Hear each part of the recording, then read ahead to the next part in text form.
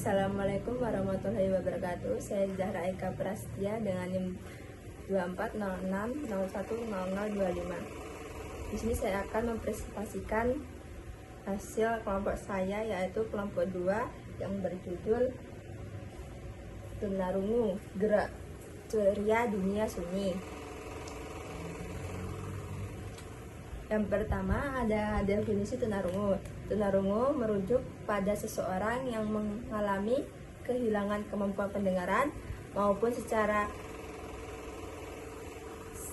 sebagian atau secara total. Bisa terjadi sejak lahir atau setelah lahir. Faktor penyebabnya yaitu ada penyakit, cedera, atau penuaan. Nah, ada ciri-ciri anak tunarungu. Yang pertama ada komunikasi, kesulitan bicara, lebih mengandalkan bahasa isyarat. Kognitif bahasa, butuh metode belajar yang visual, konsep abstrak lebih lambat. Yang ketiga ada motorik, sebagian mengalami gangguan keseimbangan. Selanjutnya ada klasifikasi dan penyebab. Klasifikasi dibagi beberapa. Yang pertama ada ringan, masih bisa mendengar suara keras tetapi tidak bisa menangkap percakapan sehari-hari. Yang kedua ada sedang. Sedang hanya bisa mendengar suara lebih keras, tidak bisa mendengar percakapan normal. Yang ketiga ada berat. Berat hampir semua tidak terdengar. Yang keempat ada berat banget. Berat banget tidak mendengar sama sekali, bahkan teriak sekalipun. Selanjutnya ada penyebab. Penyebab ada beberapa, yaitu yang pertama ada sejak lahir, bisa terjadi karena faktor genetik atau keturunan, dan bisa juga karena persalinan, bayinya kurang oksigen. Yang kedua ada setelah lahir. Setelah lahir bisa terjadi karena demam tinggi lalu merusak saraf pendengaran dan cedera kepala atau benturan keras. Selanjutnya ada pentingnya pendidikan jasmani untuk anak kebutuhan khusus. Yang pertama ada untuk mengembangkan keterampilan motorik, kesehatan diri, anak jadi lebih baik dan lebih aktif, lebih kuat dan terampil. Yang kedua, meningkatkan interaksi sosial, rasa percaya diri, bisa bermain bersama teman-teman agar lebih jadi percaya diri dan tidak merasa sendiri.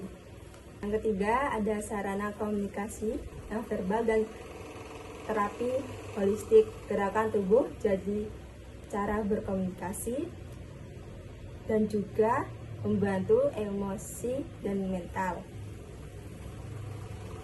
Selanjutnya ada peran guru dan peran orang tua. Peran guru yaitu guru berperan sebagai fasilitator yang membantu pemahaman gerak melalui visual dan pemaksaan terarah, serta sebagai motivator yang memberi semangat melalui ekspresi dan gestur. Selanjutnya peran orang tua. Orang tua mendukung secara emosional agar anak percaya diri untuk mewujudkan komunikasi aktif dengan guru dan menciptakan lingkungan aktif di rumah melalui aktivitas fisik yang menyenangkan. Jenis-jenis olahraga yang cocok. Ada beberapa olahraga yang cocok untuk anak tunarungu. Yang pertama individu bisa olahraga atletik, renang, yoga, sama senam lantai. Dan yang beregu ada beberapa juga, yaitu yang pertama ada estafet, permainan isyarat gerak, dan yang terakhir ada lompat gambar. Selanjutnya ada tips dan saran. Yang pertama ada gunakan tubuh dan visual. Gunakan gerakan tangan, ekspresi wajah, atau gambar untuk memberi instruksi. Yang kedua, berikan instruksi yang sederhana dan jelas. Gunakan kalimat singkat dan mudah dimengerti. Ulangi jika perlu dan pastikan anak memahami. Yang terakhir, yang ketiga ada ciptakan lingkungan yang aman dan damai. pastikan area bermain bebas dari gangguan atau bahaya.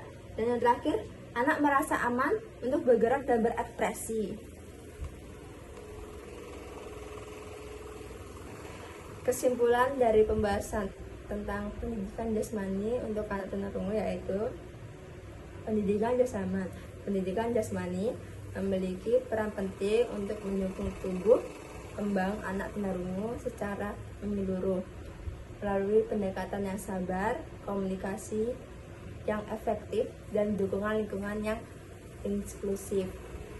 Anak dapat merasakan pengalaman belajar yang menyenangkan sekaligus membangun rasa percaya diri. Aktivitas fisik tidak hanya meningkatkan kesehatan tetapi juga menjadi sarana ekspresi dan interaksi sosial yang bermakna. Sekian dari presentasi saya.